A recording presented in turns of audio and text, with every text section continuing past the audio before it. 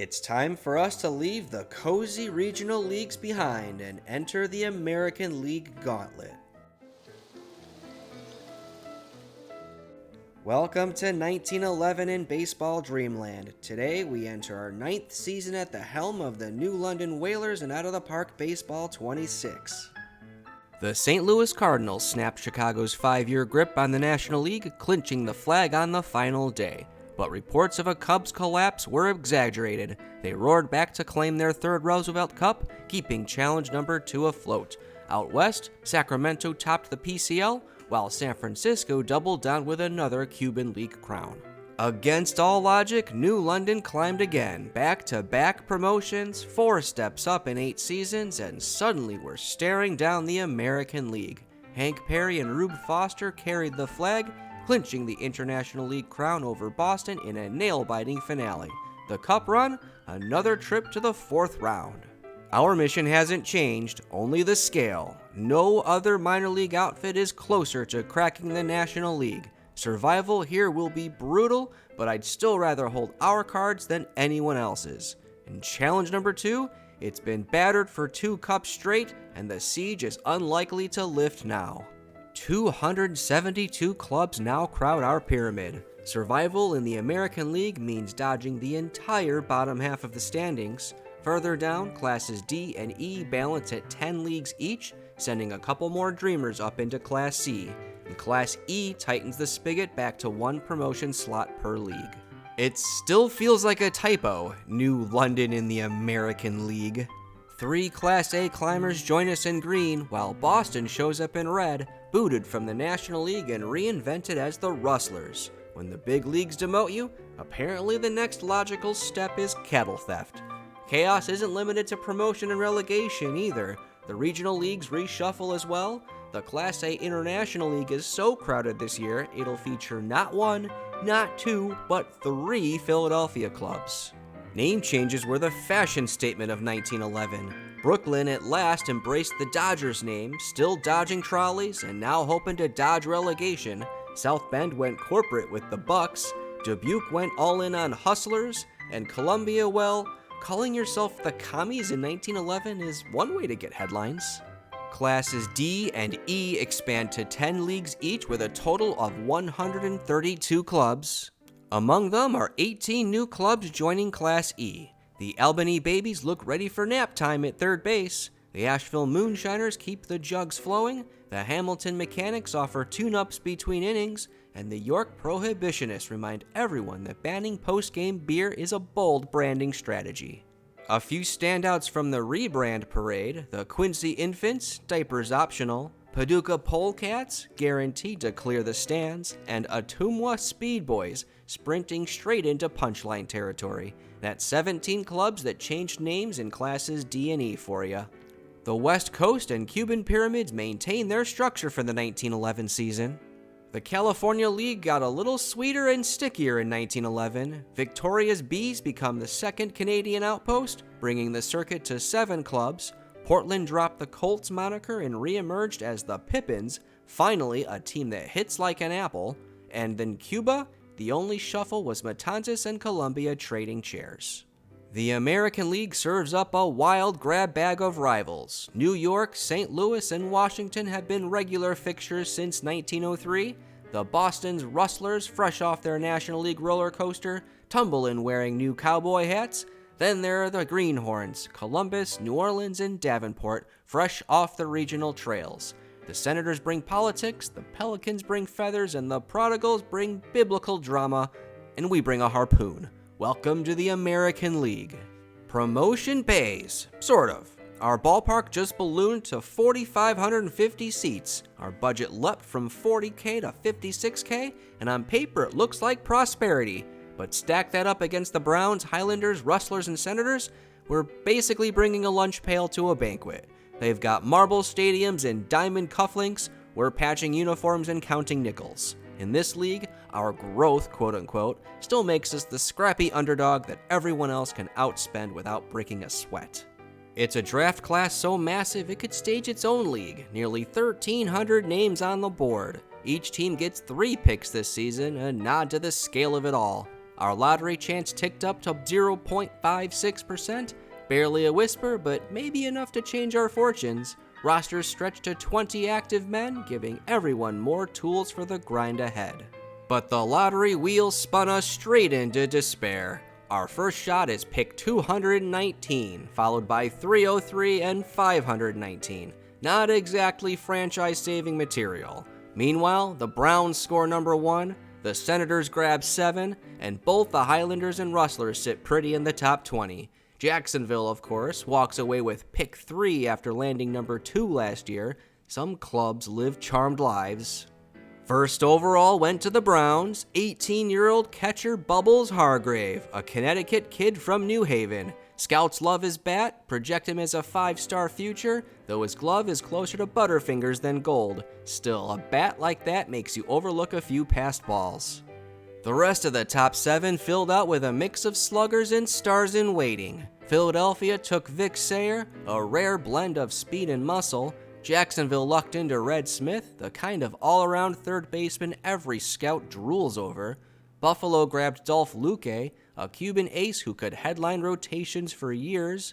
Chicago picked Benny Koff, famous for his power and infamous for never seeing a pitch he didn't like. And Washington found itself a grown man in Tilly Walker, whose combination of power and speed might make him a quick impact player. In the American League, the Highlanders dipped into the pitching pool first, grabbing Phil Douglas, a control man with talent to spare and trouble always lurking. Boston's Rustlers countered with Bob Shockey, a teenage arm who looks like a steady piece of their future. The Rustlers doubled down later with Elmer Martinoni, whose age raised eyebrows. Washington closed the run with Wiley Taylor, 22 years old and more suited to soaking up innings than shutting down lineups. Pick 219 brought us Thomas Miller, a 17-year-old switch hitter. He makes contact, just not the kind you brag about, more dribblers than line drives. Still, the tools are intriguing. With time, these bloops could turn into something far more dangerous. At 303, we grabbed Billy Menges, 18 years old and armed like a cannon at third base. The rest of the package is still under construction, green with the glove, and his bat produces more thuds than cracks. If he ever figures out both sides at once, we'll have ourselves a cornerstone. Until then, patience. At 519, we added Pedro Acosta, a 17-year-old pitcher from Cuba. He's more project than prospect right now, but the arm is lively enough to dream on. With the right development, he could slip into the active roster. Without it, he'll be a great trivia answer about our 1911 draft. We ran it back with the whole staff, handing out extensions across the board. Same voices, same drills, same arguments at batting practice. But for the first time in a while, a free agent coach made me stop and wonder if it's time to shake the mix. Henry Clark, 35 years old, once suited up for the Cleveland Spiders and Chicago Cubs. He's now bringing elite development chops, top-tier hitting instruction, and genuine rapport with players. Hard to imagine anyone turning that down, and I sure won't. Manager Chappie Snodgrass has built bonds that keep our clubhouse steady, and that chemistry is as vital as any bat or arm we bring to the fight. We'll need every ounce of it in the American League. But Chappie's also tightening the reins on strategy. Steals, intentional walks, outfield shifts, even when to hook a starter or roll out a pinch runner. His influence is growing, and it's clear he plans to have the final word, at least until I fire him.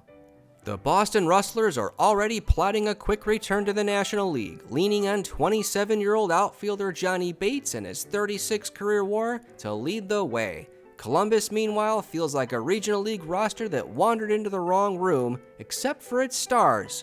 John Henry Lloyd, already at 58 career WAR, anchors shortstop, and third baseman Terry Turner adds another 69 WAR to the mix. The Prodigals are fronted by Eddie Plank, 35 years old and carrying 76 WAR like it's a badge of honor. Whitey Alperman's 52 WAR and Fred Beck's 32 WAR can play at this level, but not dominant. Then there's first baseman Davy Crockett, who brings more folklore than fear. Their roster looks suspiciously like ours, sturdy, fragile, and entirely beatable. Our extra slots went to Carl Sturzer, still hanging around since 1907, and rookie Billy Menges, which means the burden once again falls on Foster, Gowdy, and Perry to play over their heads. You can do it! The Pelicans look like our competition for the basement. Red Cleffer and Brees Lord gives them a credible outfield. Lord alone has 41 WAR, but after that it gets thin fast. The Highlanders are the nightmare draw. Jack Chesbro, age 36 with 81 career WAR, still fronts their rotation. Then there's Johnny Lush, somehow pulling double duty as a 43 WAR right fielder and 18 WAR back-end starter, like he's two different ball players in one uniform. And towering above all, Shoeless Joe Jackson and Ty Cobb, both barely into their 20s, both looking ready to dominate the National League for the next decade. The St. Louis Browns once saved challenge number 2, but in 1911, their opponents we can't ignore. The Browns combine fading legends with new blood. First baseman Jesse Burkett brings 89 career WAR, while Bobby Wallace and Jack Powell add 70 each. Hippo Vaughn, who we passed on to draft Hank Gowdy, has finally broken into their rotation. Gowdy gave us instant production, but is already peaking. Vaughn is still untapped, and we'll see his debut up close. Behind the plate, they've handed the job to top draft pick Bubbles Hargrave. The Senators, meanwhile, look similar. Lots of steady players, little star power. The exception is Ed Delahanty, 43 years old, brittle but brilliant enough to reach 113 career WAR. Their best glimpse of the future is rookie Tilly Walker, the kind of superstar they've lacked for years. Here are your 1911 New London Whalers stepping onto the American League stage. On paper, we're hopelessly outgunned. Our payroll is a fraction of the competition's, our stars shine a little dimmer, and every matchup looks uphill. But that's nothing new. Time and again, this club has stared down impossible odds and clawed its way forward. We've survived before, we've risen before, and with a little luck, we can do it again. Tied in Sportsman's Park, Jesse Burkett smashes one off McCallum's glove, scoring the go-ahead run. Opening day ended in a 3-1 loss. Not ideal, but hardly unfamiliar. We lost the opener last year too. Rube Foster did his part, but Kovaleski shut us down. No reason to panic yet. A single stumble doesn't unwind our season, and it won't keep us from swinging again tomorrow. Elsewhere around the league, the Boston Rustlers opened strong at home, knocking off Columbus 7-3. The Highlanders needed 16 innings to finally put away the Davenport Prodigals in a marathon. And in New Orleans, the Pelicans trailed in the 10th but clawed back with 2 runs in the bottom half to walk off the Senators. Opening day wasted no time serving up drama. Stoney McGlynn delivers to Tilly Walker, crushed to right center, and out of here. The rookie's first career home run hands the Senators a 5-3 victory. That's 3 straight losses, dropping us to the cellar at 6-13 as April ends. The run differential says we've been a bit unlucky, but the standings don't lie. Rube Foster has been our lifeline, leading the club in both batter WAR and pitching WAR, swinging to an 833 OPS and dealing a 1.63 ERA. At the top, Boston stormed out with 16 wins, with Columbus, St. Louis, and New York giving chase. Down 2-1 in Columbus, Joe Williams lifts a soft liner into the waiting glove of the second baseman. It's another tough loss in the 9th inning. Look away, Whalers fans. We're 12-35 now, 14 games from safety, and our American League tenure already looks short and sour. Columbus has jumped into first, threatening to become the first regional club to crack the National League. New York, Boston, New Orleans, and St. Louis are giving chase. Rube Foster continues to do everything, leading us again with a 902 OPS. Elsewhere, it's bleak. Lefty O'Banion started 8 times in May and lost all 8. Frank Hershey's ERA is north of 7, so he's bound for the reserves while Marty McHale takes his turn in the rotation. And we'll throw Billy Menges into third base just to see what happens. The New York Highlanders are in town, and Johnny Lush helps himself to his 6th home run of the season. New London loses again, this time 4-2. June gave us an 11-18 record, which tells you everything. Our best month was still terrible. This season's gone off the rails, so now it's about developing kids and avoiding humiliation. Gowdy chipped in a 734 OPS, Marty McHale held steady with a 3.48 ERA, and that's about where the good news ends. Meanwhile, Columbus is seriously threatening promotion to the National League. The Browns with Hippo Vaughn are chasing, and the Highlanders, minus an injured Ty Cobb, are sitting 5th and staring relegation in the face in an uncompromising league. Harry Long has been with the Whalers since 1902, our opening day starter when we took charge in 1903. He holds just about every pitching record in franchise history: wins, losses, saves, innings, strikeouts, and even 32 career pitcher WAR. He's also the sport's single-season saves king with 28, and somehow added 5 WAR at the plate. A legend deserves more than reserve duty, so he'll finish his career nearby with the Worcester Busters of Class C. Please send your best wishes for future success in the comments. Farewell, Harry. In exchange, we receive first baseman Jay Benbow, who has accumulated 17 wins above replacement with Worcester in Classes C and D. He's an upgrade over Walter Patterson's brutal 526 OPS and will take over first base duties when Rube Foster is pitching. Can't have a player named Jay. James it is. Welcome to the club. Washington sits in 3rd, walking the line between promotion dreams and relegation fears. To bolster the push, they acquired second baseman Clarence McDonald from Class A Nashville, sending pitcher Rube Manning to the Volunteers in return. Steady move for a club that's trying to keep its footing in 2 races at once. The Highlanders, stuck in 5th and staring at relegation, made a desperate move. They sent promising pitcher Nick Cullop to Detroit, bringing back two-way veteran George Mullen and young catcher Walter Schmidt. Both sides get a prospect to dream on, but for New York the focus is clear: plug immediate holes and hope it's enough to stay afloat. But they weren't done. The Highlanders shoved their chips to the center of the table, dealing away Phil Douglas, the 17th pick in this year's draft, to the New York Giants. In return, pitcher Fred Lamline and star outfielder Roger Bresnahan. That means their outfield now reads Shoeless Joe Jackson, Ty Cobb, and Roger Bresnahan. Good luck to anyone pitching against that lineup. Trying to reel in Columbus, the second-place St. Louis Browns swung a deal for L. Evans from the Class E Steubenville Stubs. It isn't helping, and spare a thought for Sylvester Breen, who was sent the other direction, an American leaguer one day, a Class E afterthought the next. Trailing 1-0 in the 7th, rookie Billy Menges sends one just over the left fielder's glove and out. That swing turned the tables, and New London steals a 2-1 win. July closed at 12-15, respectable, and it keeps Davenport in sight for 7th. Hank Gowdy's 740 OPS gave the lineup a pulse. Joe Williams still owns the batter WAR race, and Stoney McGlynn steadied the staff with 3 wins and a 2.82 ERA.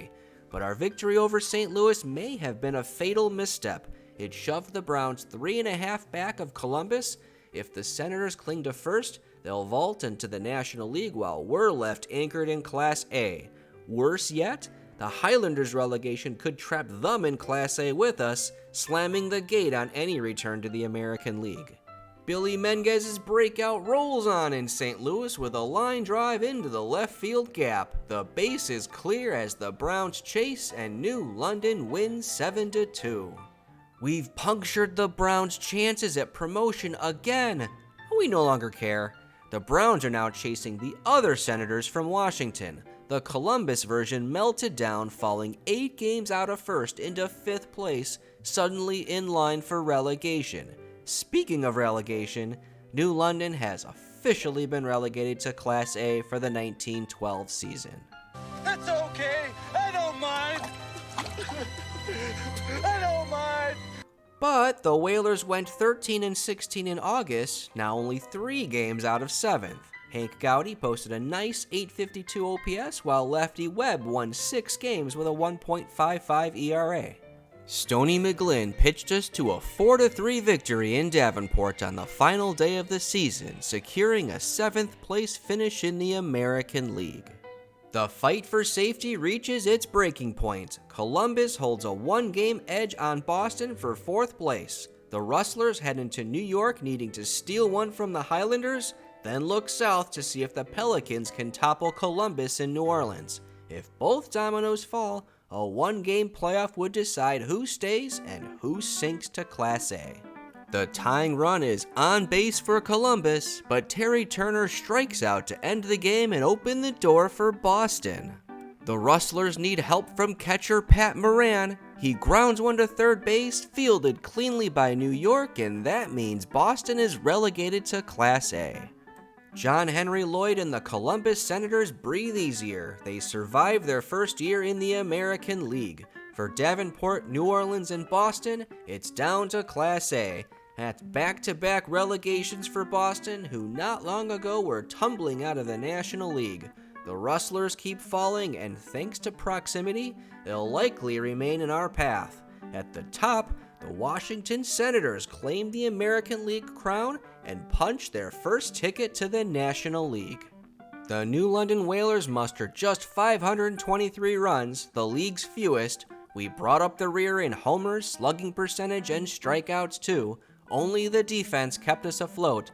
631 runs allowed, for fourth best in the league. But when your pitchers posted the lowest strikeout rate and the highest home run rate, the cracks are obvious. The math's in, a negative 108 run differential. Seventh place felt like an escape after months in the basement, yet the reward for clawing that high is still relegation. Joe Williams and Hank Gowdy carried the load, each worth 4.4 wins above replacement, with Gowdy pacing the club in hits. Lou Litchie and Hank Perry chipped in 3 apiece, Perry mixing speed with futility, third in the league with 47 steals, second with 78 strikeouts. Topping that dubious chart, none other than Cozy Dolan, keeping the Whalers' name in lights for all the wrong reasons. Stoney McGlynn quietly put up 5 wins above replacement, leading the staff in innings and strikeouts.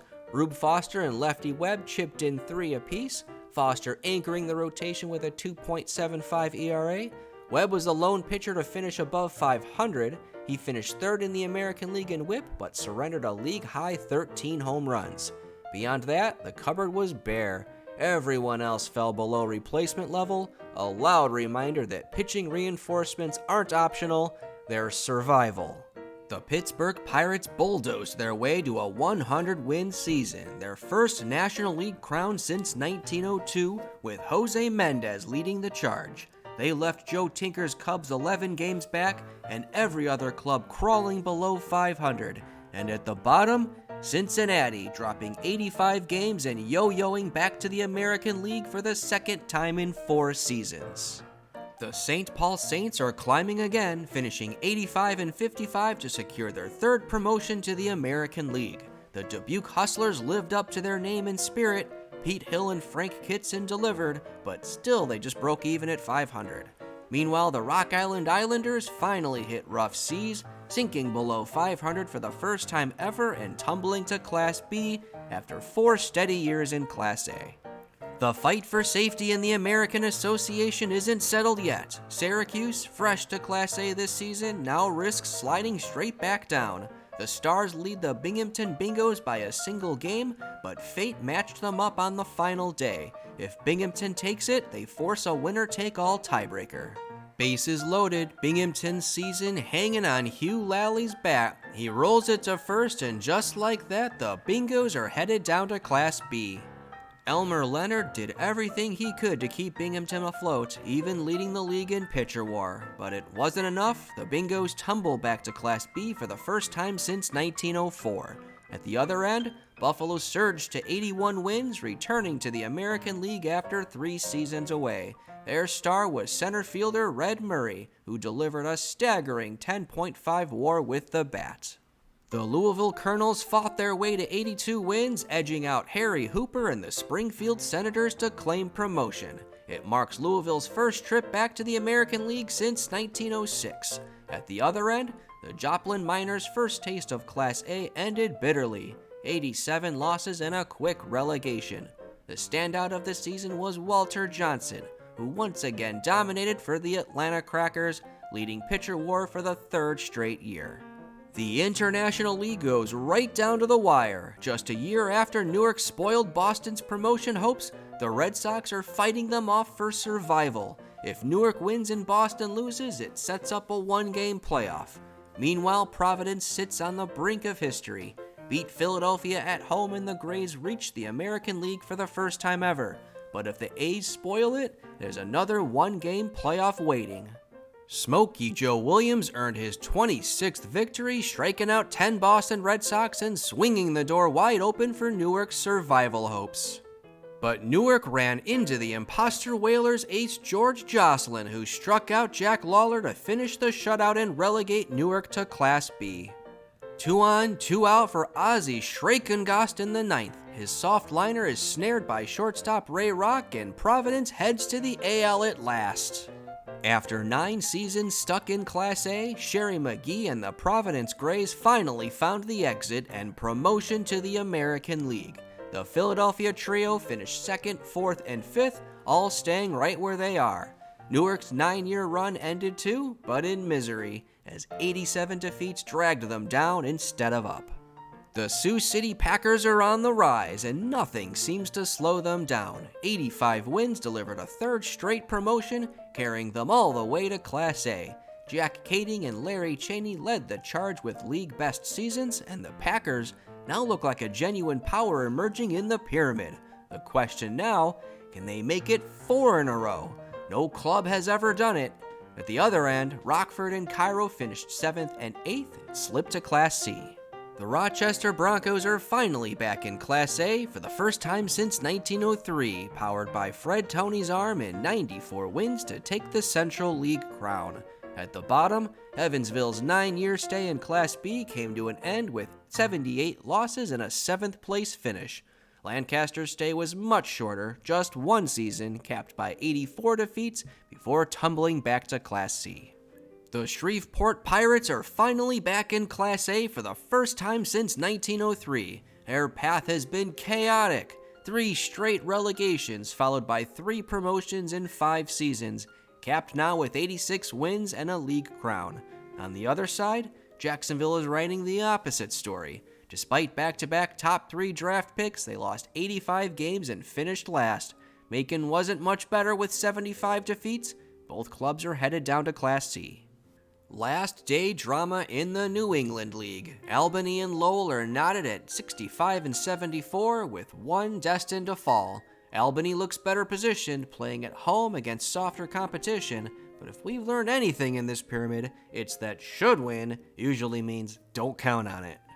Albany trails by 3 with Ilion threatening. The grounder is fielded but thrown away by Ed Lennox. 2 runs score and the Senators fall 6-0 to the typewriters.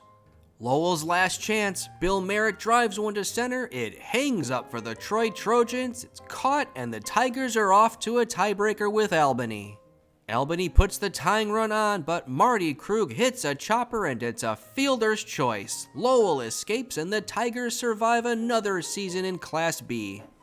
Albany's fall continues. 2 straight relegations drop the Senators into Class C, joined by the 8th place Concord Marines. At the other end, the Cuban Giants stormed to 91 wins and returned to Class A for the first time since 1908. And because nothing ever changes, Jim Nealon and Hooks Wiltza took home their 5th straight WAR crowns for Troy. The Ohio-Pennsylvania League will end in chaos. Grand Rapids and Springfield vie for promotion, while Wheeling, Canton, and Sharon struggle for survival. All 4 matchups in this league will impact the outcome. Bases loaded for Grand Rapids, a chance to clinch promotion. Harry Hawk fires, strikes out Ike Burdett, and the Grads can't graduate Class B just yet. High stakes here. Ball player McGee drives a triple into the gap. Springfield leads 7-1. The Senators force their playoff while Wheeling remains in relegation danger. Canton's season hangs by a thread. 1 up with the bases full in the 9th. Godel induces the grounder and the Dubers just barely survive Class C. It's all down to this for Sharon, hoping to stay alive for a relegation playoff. Instead, Todd Sloan delivers a walk-off single for Akron and the Giants tumble into Class D. Bases loaded, promotion hanging in the balance. Ike Burdett steps in again and comes up short again. The Springfield Reapers move up to Class B. After all the drama, it's Al Carson and the Springfield Reapers who earn promotion to Class B for the first time. Sharon, meanwhile, takes the fall, relegated to Class D for the first time since 1906. As for Grand Rapids, Canton, and Wheeling, they can finally exhale. The Grads, Dubers, and Stogies all remain in Class C. We've got a three-way promotion race in the Texas League between Oklahoma City, Corsicana, and Greenville. The Oilers sit one game behind the others. They're looking for a win and an Oklahoma City loss to force a three-way tie. Tom Thomas gives up the single through the middle, the run scores, and Paris walks it off. Oklahoma City's promotion hope now is clinging to a three-way tie. 2 on, 2 out, Corsicana's last chance. Eddie Murphy, not that one, rolls it over and Greenville seals promotion. The Hunters are going up. Greenville keeps climbing. 2 promotions in 3 seasons puts the Hunters in Class B for the first time in 1912. Paris, though, couldn't escape the drop. Ray Blouser and the Parasites played spoiler along the way, but 80 losses send them out of Class C after 6 seasons. The Class C shuffle sends 6 more teams upward. Little Rock, Worcester, Guthrie, Wilkes-Barre, Lancaster, and Milwaukee advance to Class B. For Worcester and Lancaster, that's back-to-back promotions. But the flip side is steep.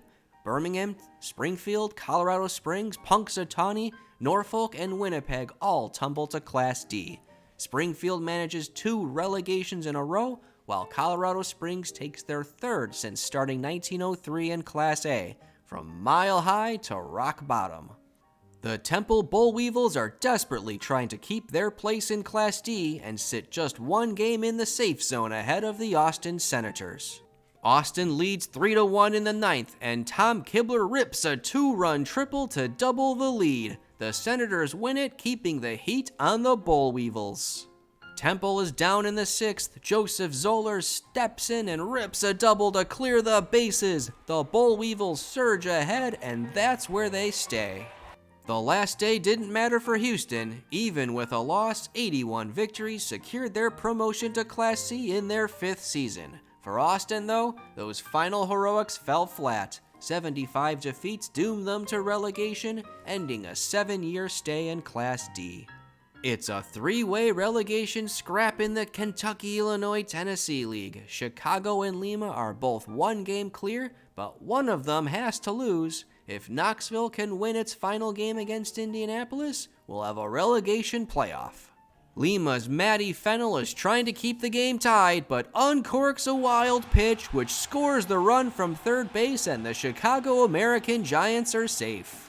Knoxville is looking to capitalize. It's a ground ball to the shortstop and booted. Indianapolis scores and wins a 15-inning marathon.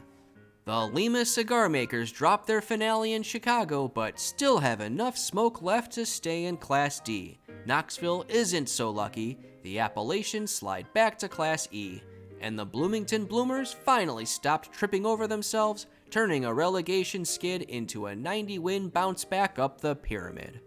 It all comes down to the final day in the Minnesota-Wisconsin League. Superior and Brandon both sitting on 74 wins with one last chance to separate themselves. Promotion for one, heartbreak for the other.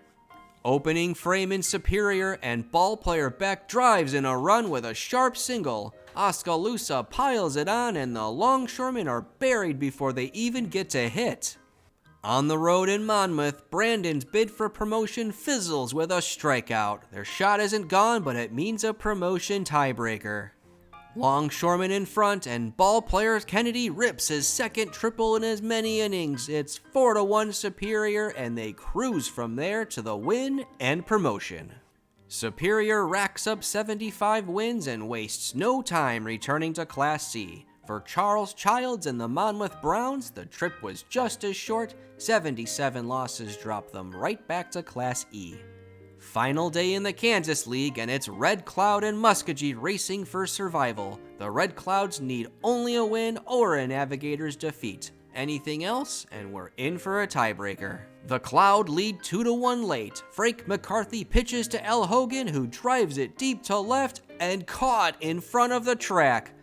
Muscogee's slide ended with loss number 78, sending the Navigators back down to Class E. Enid, meanwhile, kept right on schedule. 93 wins, powered by Bill McCabe and Albert Joss. That's 2 promotions in 4 seasons for the Railroaders.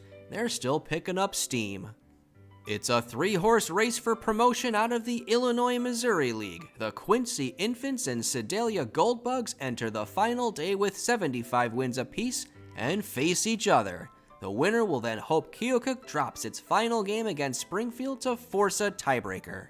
Sedalia runs wild. Burt Whaling hammers a triple to the wall, and by the end, the Goldbugs have 2 touchdowns on the board, thumping Quincy 14-3. Promotion still at stake for Keokuk. Richard Atkins drives a double down the left field line, the base is clear, and Keokuk seals their path to Class C. That's back-to-back promotions for Keokuk, a club that's known nothing but winning since stepping into the pyramid. Kansas City, on the other hand, stumbled hard. The Royal Giants lost often in their Class D debut and head straight back to Class E. Class D sends more clubs upward. Philadelphia's Quaker Giants, Brooklyn's Royal Giants, the Newark Skeeters, Harrisburg Senators, and Hattiesburg Woodpeckers.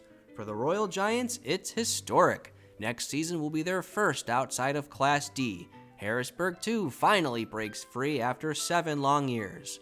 On the other side, the Lynchburg Shoemakers, Meriden Silverites, Youngstown Steelmen, Du Bois Miners, and Columbus Discoverers all tumble to Class E. For Meriden, it's a brutal fall. After 9 seasons in Class D, an Ed Walsh injury sends them down. Class E sends 10 upward, and the first wave includes the Lafayette Browns, Waterloo Boosters, Chattanooga Lookouts, Danville Speakers, and the Brockton Shoemakers. Fresh names ready to test themselves in Class D. Finishing out the list of 10 promotions from Class E, the Zanesville Potters, Jacksonville Braves, Fremont Pathfinders, Traverse City Resorters, and the Oklahoma Monarchs. But the real head-scratcher is Holland. How do the Wooden Shoes win only 7 games all season? Hey, everybody, I'm from Holland. Isn't that weird? Yes. The Pacific Coast League has a new king, the Tacoma Tigers, racking up 92 wins behind Roy Witherup. Hard to believe this is the same club that debuted in 1904 with a record of 13-119. Talk about a glow-up. In the other end, the Oakland Oaks' 9-year stay in the PCL ends with 84 losses. For the first time, they'll be playing Northwestern League ball in 1912. The Butte Miners strike gold, 94 wins and their first ever ticket to the top flight. On the flip side, the San Francisco Orphans barely unpacked their bags before 94 losses sent them straight back to the California League. And Fresno's Todd Allen, he just keeps stacking trophies, claiming his 4th consecutive Batter War crown. You can't keep Santa Cruz down for long. The Sand Crabs stormed to 95 wins and promotion back into the Northwestern League. On the other hand, the expansion Victoria Bees endured a brutal debut. The silver lining? When you start that low, there's nowhere to go but up. The Cuban Pyramid has a new dynasty. San Francisco stormed to 88 wins, claiming their 3rd straight championship and leaving no doubt who rules the island. At the other end, Matanzas' first taste of the top flight turned bitter, 99 losses and a quick trip back to the 2nd tier. Eminencia is headed back to the top. With center fielder Tom Daly leading the charge, they piled up 90 wins and earned promotion for another shot at Cuba's top flight in 1912. Nuevo Criollo finished a distant 2nd with 74 wins. Former number 2 overall pick Spotswood Poles of the Norwich Reds has done it again. He leads all of baseball in Batter War for the 2nd straight season, this time with 14.6. Vic Sayer of the Philadelphia Quaker Giants practically cleaned out the leaderboards. On base percentage, slugging, OPS, total bases, extra base hits, isolated power, win probability added, and WOBA, you name it, he led it. And a nod to Walter Karras, who swiped 107 bases. Sure, he was caught 55 times, but when you run that often, efficiency's a luxury. On the mound, Ernest Franklin of the Bartlesville Boosters casually threw 637 innings, won 50 games, and stacked up 16 wins above replacement, because who needs rest days anyway? Sam Price of the Kewanee Boilermakers wasn't far behind, finishing 65 games, making 51 quality starts, and striking out 367 batters. Basically, both men treated pitch counts like a rumor. George McBride of the Peoria Distillers again owned the infield with the best zone rating in baseball. Behind the plate, Jim Jeffries of the Vincennes Hoosiers turned in a 2.01 catcher's ERA. Pop Rising kept his errorless streak alive, but apparently didn't play enough innings to qualify. Bureaucracy strikes again. And at the opposite extreme, Harry Davis of the Philadelphia Athletics racked up 92 errors, while ball player Sweeney let 309 pitches sail by him. That's less fielding and more slapstick comedy. The Roosevelt Cup swells to 240 clubs this year, with only 16 first-round buys up for grabs. The featured first-round match pairs the National League's New York Giants against the American League's St. Louis Browns. Other questions loom large, too. Can the Cubs repeat and extend their trophy winning streak? Can New London advance further than ever before? Will challenge number 2 survive? Put your predictions in the comments. Let's find out. Tie game in Philadelphia. The Athletics roll the dice, let their pitcher hit, and Andy Coakley comes through. A single to win it, and Knoxville is knocked out. Elsewhere, Punzo left no doubt, 25 runs on 29 hits to bury the Class D Temple Boll Weevils in Game 3. That's not just advancing, that's a demolition job. The Cuban League couldn't have scripted a better opening act. Matanzas stuns the PCL champion Tacoma Tigers with a sweep, while Alerta knocked off the Class B Greenville Cotton Pickers. 2 Cuban clubs advancing, and now they'll clash in round 2. Alexandria can win or tie it in the 9th. Guy Badger lifts a fly ball to left field, but Haverhill is there to make the catch and the Hustlers advance. The upsets roll in. Class C Holyoke Papermakers cut down the Class B Lancaster Lynx, while the Class D Monmouth Browns topple the Class C Topeka Jayhawks.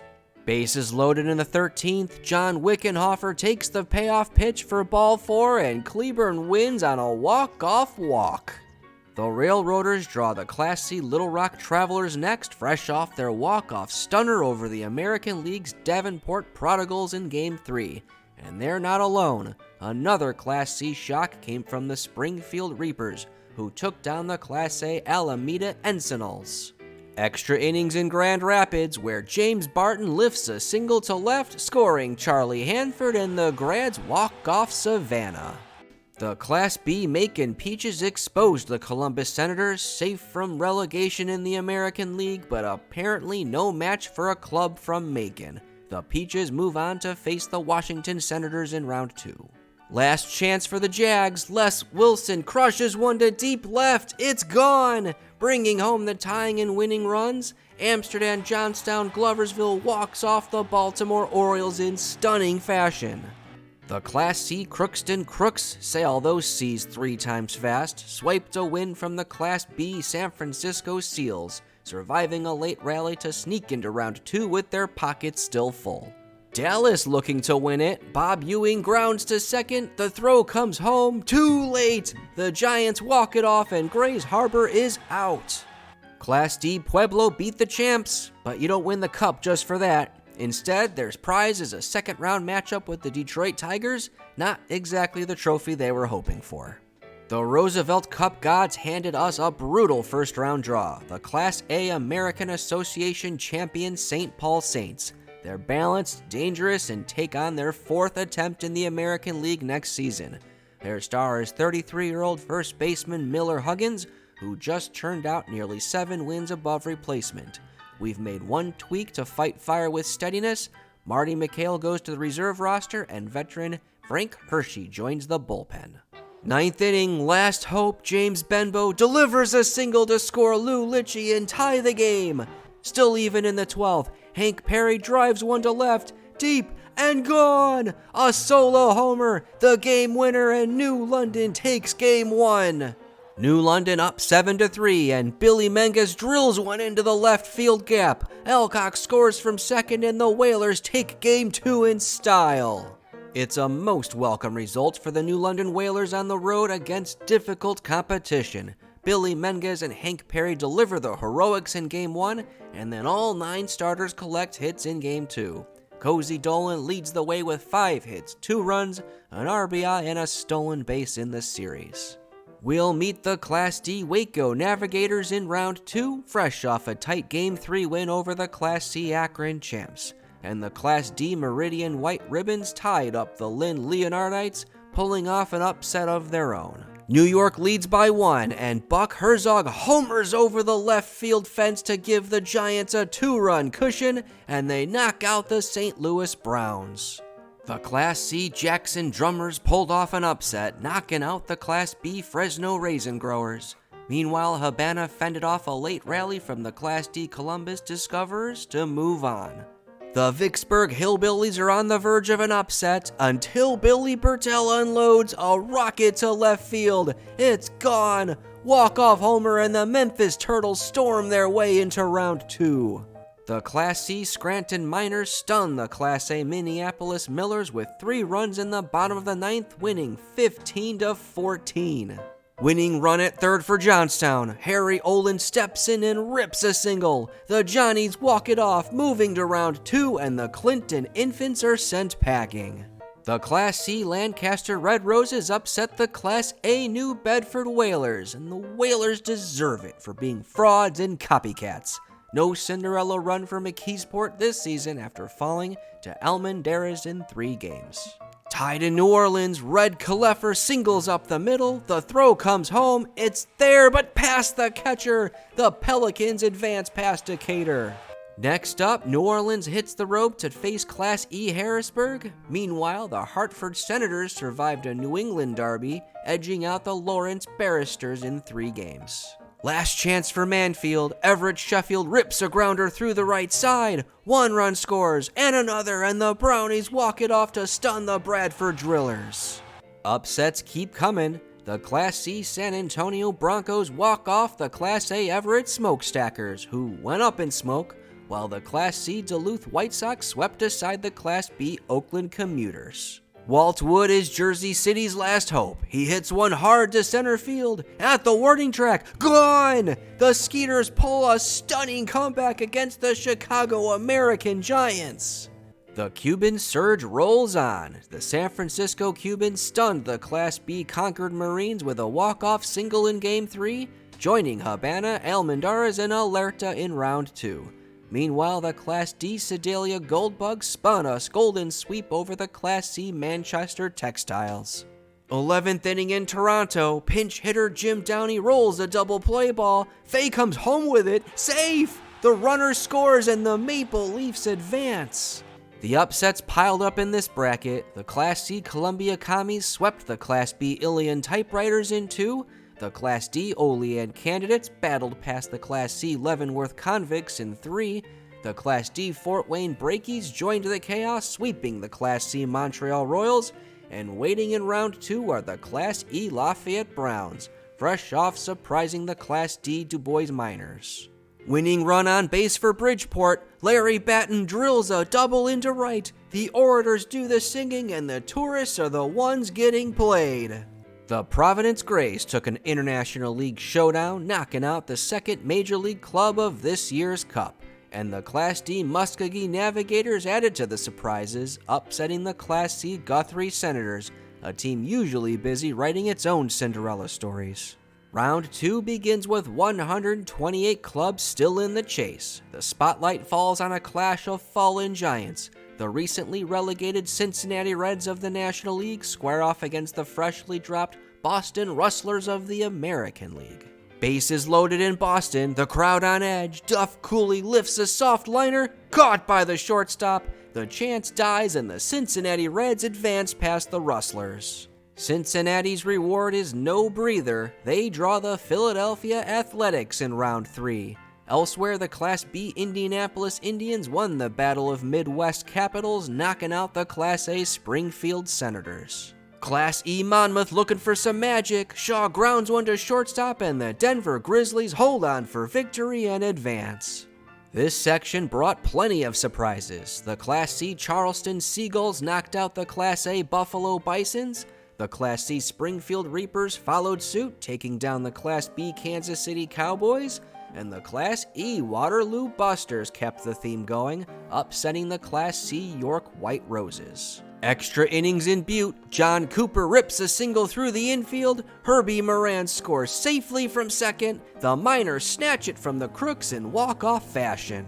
We've got ourselves a section of death. The Pirates, Highlanders, Senators, and Phillies all move on, only to be crammed into the same unforgiving corner of the bracket. 4 Giants enter, only 1 will survive to round 5. Meanwhile, Class C Natchez mercifully swept the Amsterdam Gloversville Johnston Jags, sparing me from ever saying Amsterdam Gloversville Johnston again during this video. The New London Whalers head to Texas for a second-round clash with the Class D Waco Navigators, a club that spent the past 9 years drifting between Classes B, C, and D, and bottomed out after back-to-back relegations in 1908 and 1909. Their ace, Johnny Bright, has piled up 37 career WAR over 5 seasons, and right fielder Albert Swalm has hit .352 with 4.6 WAR this season. But beyond those bright spots, the Navigators roster is full of holes, opening the New London Whalers will hope to exploit. Game 1, New London strikes early. Hank Gowdy rolls one just inside the bag at first. 3 runs come home and the Whalers ride it all the way to a 6-1 win. Game 2, bottom of the 9th, Lefty Webb gets the grounder from Wally Maddock. Lou Litchie scoops it, makes the play, and the runner's stranded. After smooth sailing in Game 1, the Whalers had to fight to the finish in Game 2, but both times it was Rube Foster who made the difference. First he dealt a masterpiece on the mound, and then he turned around and ripped 3 hits with 2 RBI to push New London into round 3. We'll make a short trip to Worcester for round 3. The Class C Busters advanced by knocking out their neighbors, the Class B Lowell Tigers, in a 3-game upset. The Jackson Drummers threaten New York, but Vernon Isaacs can't bring the runs in. The Giants hang on and advance to round 3. Drama was everywhere in this section. The Omaha Rourkes stormed back in the 9th inning of Game 3 to eliminate the Class A Louisville Colonels. Habana made quicker work, sweeping aside the Class B Portsmouth Truckers to reach round 3, and the Class D East Liverpool Potters pulled off an extra inning win in Scranton, knocking out the Class C Miners.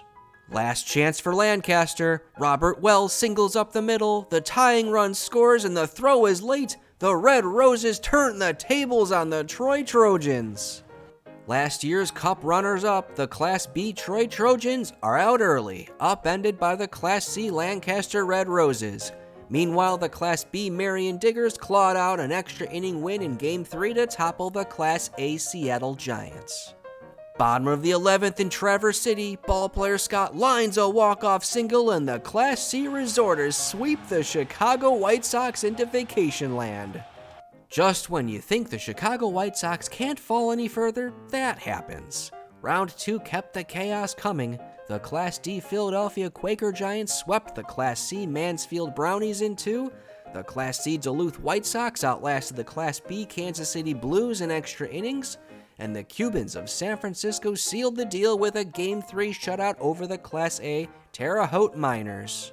11th inning in Milwaukee, they need runs, but Burt Daniels can't deliver. The Jacksonville Tarpons ride 2 homers from Red Smith and take it 7-6.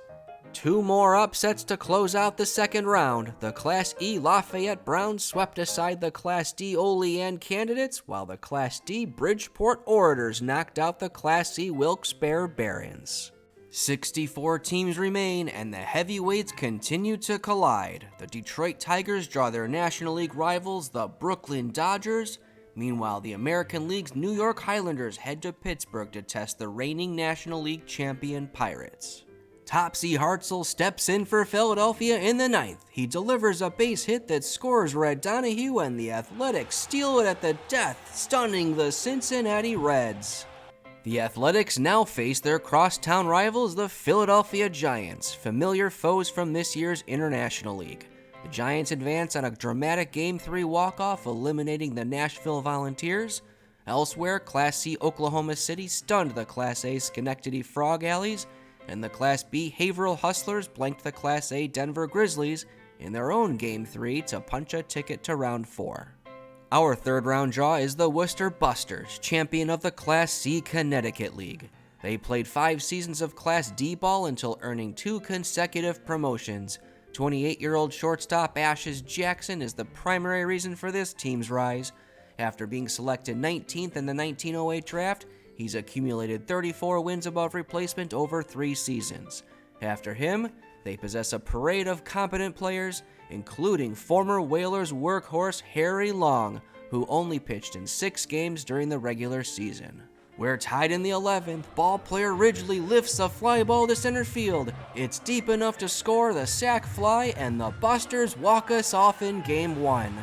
Our bats have come to life in Game 2. Joe Williams' 2 RBI single to right field caps a 6-run 5th inning. Whalers win Game 2 by a score of 10-1. Up 4-2 in the 8th inning, Billy Menges bloops a single to right field, scoring 2 runs to make it 6-2. Lefty O'Banion comes on in relief, getting Charlie Seitz to close out the series and advance to the 4th round. Worcester grabbed Game 1 and had us sweating, but we settled in and took the next 2 with authority. Our starters combined to allow just 6 runs across the series, and Scotty Alcock led the charge with 5 hits, a walk, and 3 RBI to carry us through to the 4th round. The New York Highlanders stunned the National League Pyramid champion Pittsburgh Pirates in 3 games and now draw the soon-to-be National League Washington Senators in Round 4. Meanwhile, the Detroit Tigers silenced the Brooklyn Dodgers offense in back-to-back wins and will meet the Dallas Giants next. 12th inning in Memphis, Charlie Carr drives one to deep center, Del Howard races home, and the Turtles motor past the Bellingham Gillnetters to reach Round 4. Another National League Titan falls. The New York Giants get swept aside by the Class A Dubuque Hustlers. Meanwhile, Havana keeps the Cuban League's hot streak alive, walking off the Omaha Rourkes in Game 3. Can Traverse City pull off another upset? Absolutely not. Bert Larson launches one over the center field wall, and Paris cruises to victory. The Philadelphia Quaker Giants crushed another Class C opponent in Round 3 to stand alone as the last Class D club still alive. Their latest casualty, the Duluth White Sox.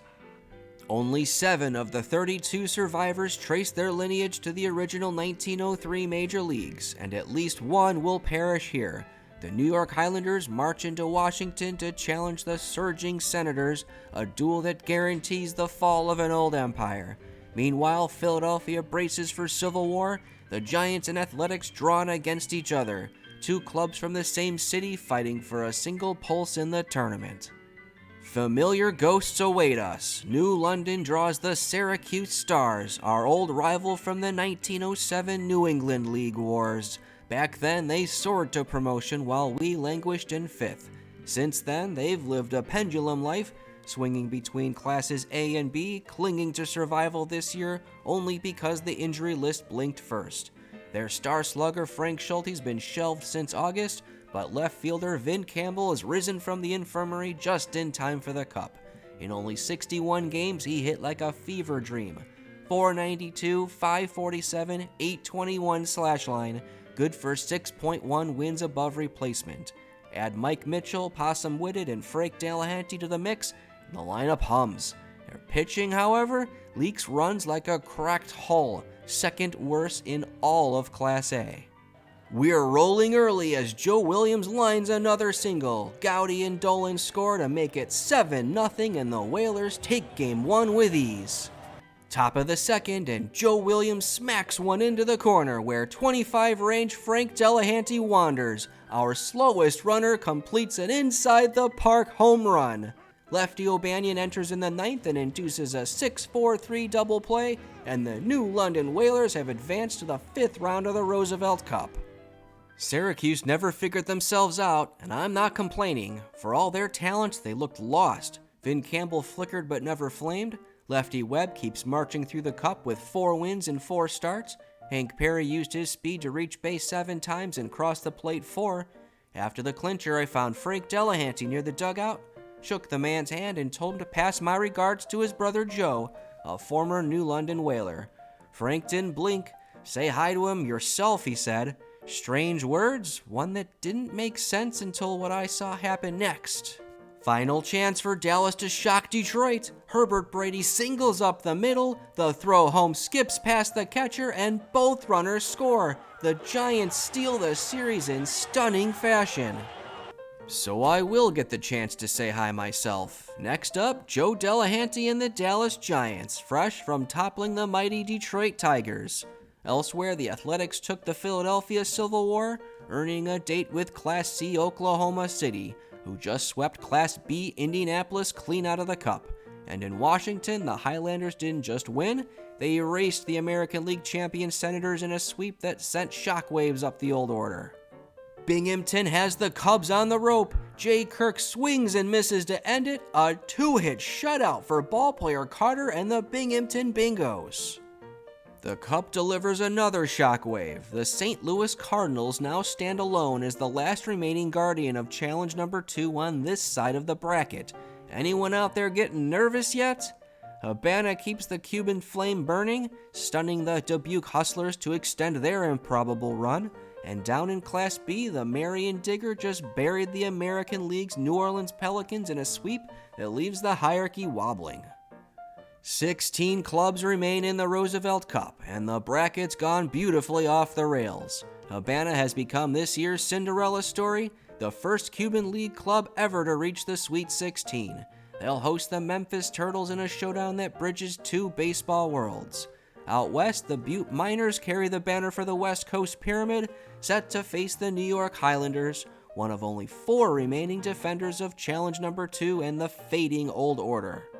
Fate deals us Joe Delahanty and the Dallas Giants in round 5, a mirror image of our own climb in many ways. Like New London, Dallas started in Class D back in 1903 and has clawed its way up, falling just short of Class A promotion this season. Their rotation is anchored by 38-year-old Bob Ewing, a workhorse with 43 career wins above replacement and the kind of guile only mileage can teach. At the plate, 28-year-old Jim Norman powers the offense with a 136 WRC+ and 5 WAR this season, a steady hand on a club that looks far too seasoned for an underdog. Rube Foster's up with the tying and winning runs aboard, but he chops one weakly back to Bob Ewing. The Dallas Giants escape with Game 1. Whalers up 4 in the 9th, Joe Williams rips a single up the middle, Perry and Gowdy score, and New London evens the series with a Game 2 win. 9th inning of Game 3, Scotty Alcock chops one just inside the first base bag. It rolls all the way to the corner. Pop Rising races home from first and the Whalers take the lead. Lefty O'Banion comes on to close and gets a weak pop fly. Rube Foster squeezes it and the New London Whalers move on. The Whalers drop Game 1 but storm back to reach the Roosevelt Cup quarterfinals for the first time in franchise history. Hank Gowdy carried the attack with 7 hits, 4 for extra bases, and 5 runs driven in. Hank Perry was chaos incarnate. 5 hits, 2 walks, 5 steals, 5 runs scored. And after struggling through much of the Cup, Scotty Alcock found his swing and when it mattered most, helping steady the ship and push New London through. Philadelphia's down to their final out. Edward Brockman rips a base hit to center, and Sock Sable charges around third to score the winning run for the Athletics. Oscar Bandolin's up with a chance to finish Habana's rally. He hits it hard, but the center fielder Williams lays out for a diving catch. Memphis holds on to win it. The great Sherry McGee steps in with a chance to win it for Providence. He rips a liner to center, off the glove. The Grays walk it off in dramatic fashion.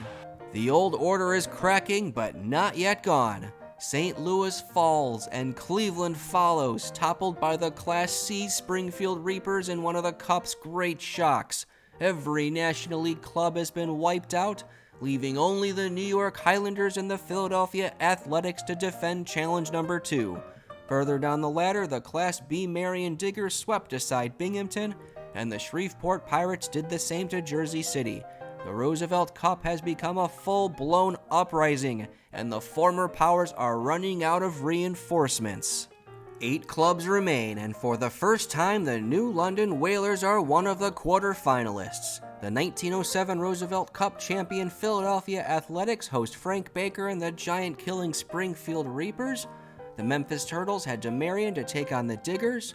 And down south, Sherry McGee and the Providence Grays travel to Shreveport to challenge Candy Jim Taylor, Heine Zimmerman, and the Pirates, a club that's turned this tournament into open rebellion. And with both the Highlanders and Athletics on our side of the bracket, challenge number 2 will hang in the balance until the final. Our reward for this run, the vaunted New York Highlanders, a club we know all too well from our American League battles. They finished miles ahead of us in the standings, and their roster looks like it was built in the laboratory. Jack Chesbro keeps stacking numbers on his Hall of Fame resume with another 5 WAR season. Johnny Lush somehow piled up nearly 11, 7 as a hitter and 4 on the mound. And if Shoeless Joe Jackson and Ty Cobb weren't terrifying enough, they went and added Roger Bresnahan at the deadline. On paper, we shouldn't even share the same field, but the scoreboard remembers something they don't. We somehow took 11 out of 20 games from them this season. Maybe the spell still works. 7th inning of Game 1, and future Chicago Bears quarterback Jim Miller crushes one to the left field corner, scoring 2 runs as the Highlanders pull away. Cozy Dolan rips a first-inning double into the gap, clearing the bases and putting the Whalers up 3-0. But the Highlanders battle back. Wade Conroy drives one deep to right. Townsend's there. He makes the catch, and the Whalers force Game 3. The Highlanders load the bases in the 8th, but lefty O'Banion gets Snake Wiltse to pop it up and keep it scoreless. In the 9th inning, disaster strikes. Hank Gowdy can't handle Hershey's pitch. It rolls to the backstop. New York walks us off on a passed ball. Our season ends in heartbreaking fashion in New York. The boys fought so hard throughout the series and made New London extremely proud. Stoney McGlynn pitched outstanding in Game 3 with 7+ innings of shutout ball. Scotty Alcock caught fire with 7 hits and 4 RBI during the series. George Moriarty counted with 5 of his own for the Highlanders. Memphis is mounting a massive 9th inning comeback, but Billy Bertel can't keep it going. Marion's third baseman throws him out and the Diggers tunnel into the semis. The Philadelphia Athletics obliterated the Springfield Reapers, detonating a 13-run 7th inning in Game 2 as Sox Sable drove in 7 by himself. Down south, the Shreveport Pirates swept aside the Providence Grays, guaranteeing Class B a place in the Roosevelt Cup final for the 3rd straight season. The lower leagues just keep finding their way to the last stage. They're not asking for permission anymore. And then there were 4. 2 former Cup champions, the New York Highlanders and Philadelphia Athletics, stand as the last guardians of Challenge number 2, and only one will survive the semifinals to become our Obi-Wan Kenobi for this edition. On the other side, the Marion Diggers and Shreveport Pirates clash for the right to challenge the old order.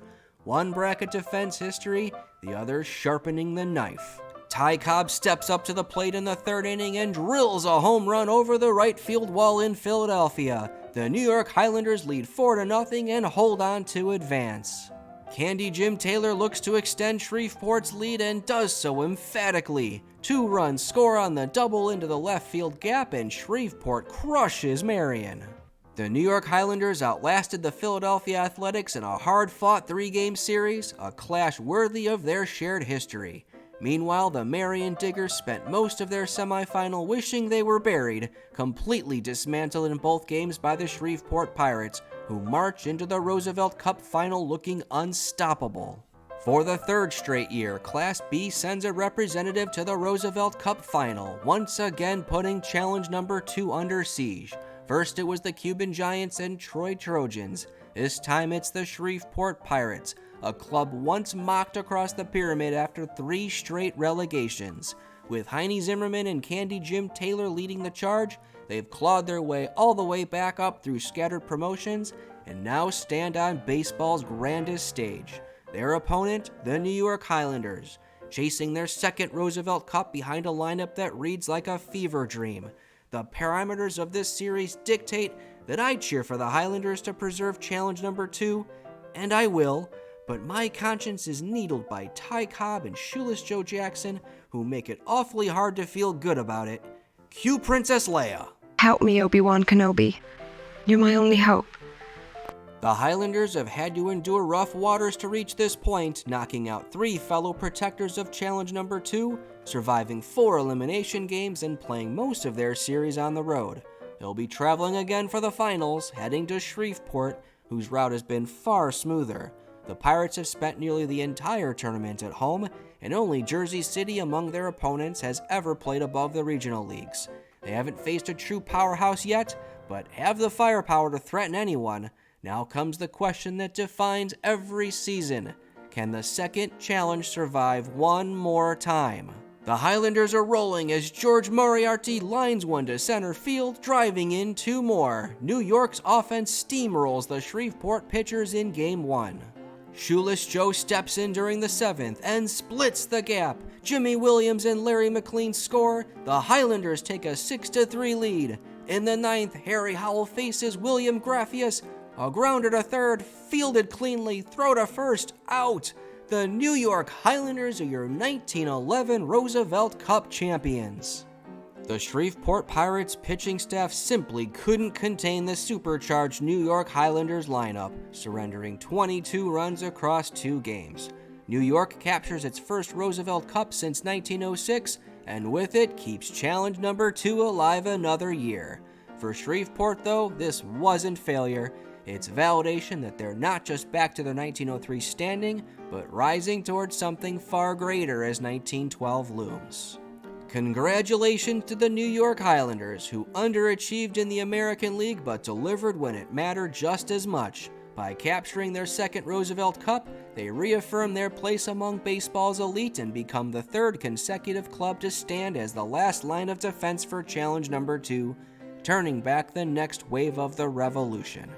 Meanwhile, the Pittsburgh Pirates celebrate their first National League crown since 1902.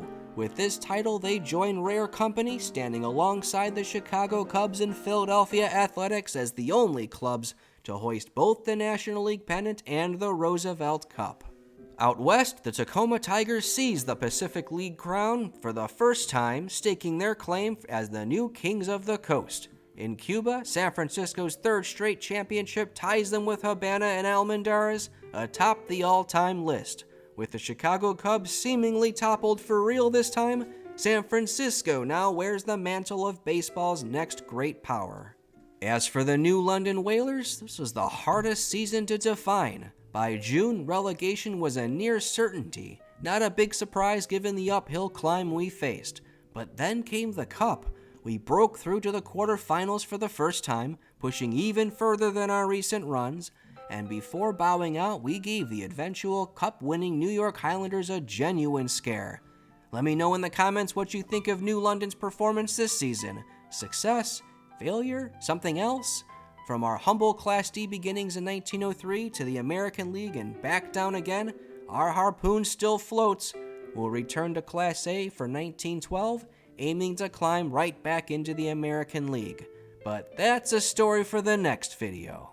Both challenges survive another season, but the cracks are showing and the pressure is only mounting. If you liked the video, hit that like button and subscribe if you haven't already. I'll see you for 1912.